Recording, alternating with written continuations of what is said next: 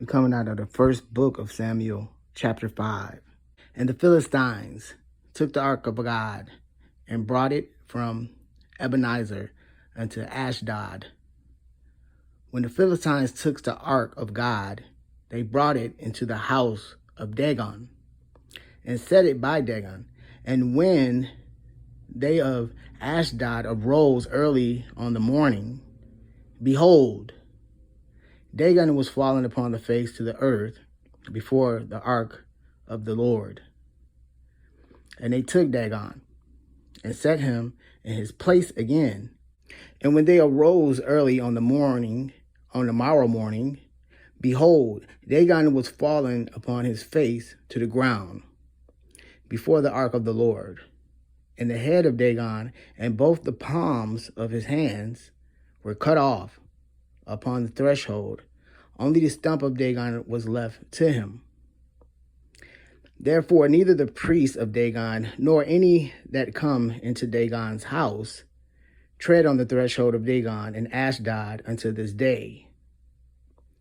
But the hand of the Lord was heavy upon them at Ashdod, and he destroyed them and smote them with emerods, even Ashdod and the coast thereof.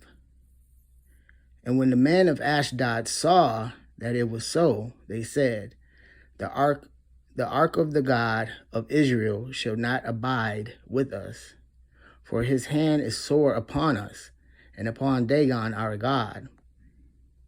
They sent therefore and gathered all the lords of the Philistines unto them, and said, what shall we do with the ark of God of Israel?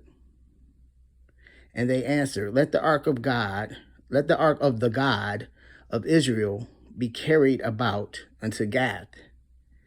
And they carried the ark of the God of Israel about thither. And it was so that after they had carried it about, the hand of the Lord was against the city with a very great destruction. And he smote the men of the city, both small and great, and they had emerods in their secret parts. Therefore they sent the ark of God to Ekron. And it came to pass, as the ark of God came to Ekron, that the Ekronites cried out, saying, they have brought about the ark of the God of Israel to us, to slay us and our people.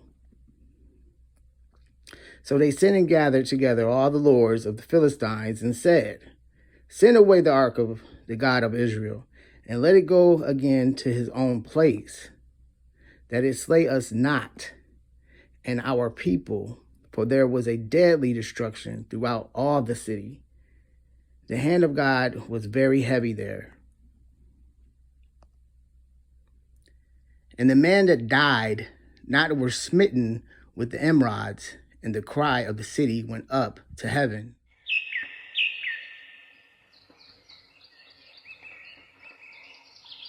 It is now time to inquire what has become of the ark of God. We cannot but think that we shall hear more of that sacred treasure. I should have thought the next news would have been that of all Israel, from Dan to Beersheba, had gathered together as one man, with a resolution to bring it back or die in the attempt.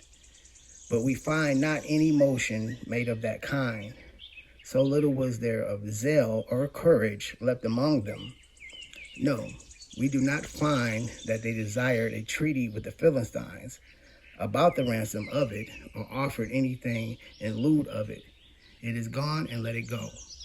Many have softness enough to lament the loss of the ark, that have not hardiness enough to take one step towards the recovery of it, any more than Israel here. If the ark will help itself, it may, for they will not help it. Unworthy they were of the name of Israelites, that could thus tamely part with the glory of Israel. God would therefore take the work into his own hands and plead his own cause, since man would not appear for him. We are told in this chapter how the Philistines triumphed over the ark, and how the ark triumphed over the Philistines. over Dagon, their god, over the Philistines themselves, who were sorely plagued with emerods and made weary of the ark.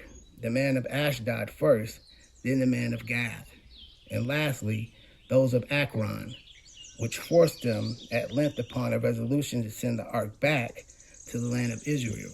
For when God judgeth, he will overcome.